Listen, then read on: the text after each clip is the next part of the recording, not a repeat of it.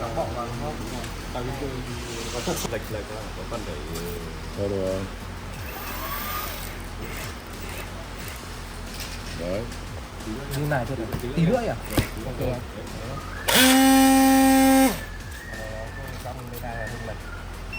Cái kiện nào của anh nó cũng cao tầm này anh?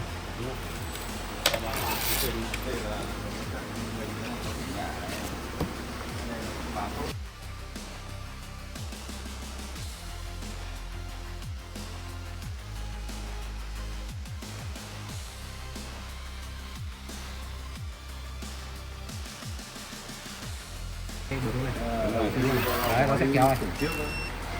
Từ anh em đang để cái chế độ người dùng ấy thì để anh test lực thì anh cứ bấm đến khi nào mà anh thấy căng rồi này, anh thấy ok này, anh thấy ok thì dừng, không cần căng nữa. Xong rồi đúng không? Vâng, thì xong rồi anh để khi mà anh hàn thì anh ở những nút số 2 này. Anh chầm nút bao giờ chầm nó nút đây. thích cái nó Đây, nhảm không? đúng rồi.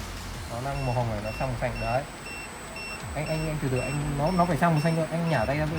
Ok. Đấy, anh bóp này, anh bắt cái này ra là được.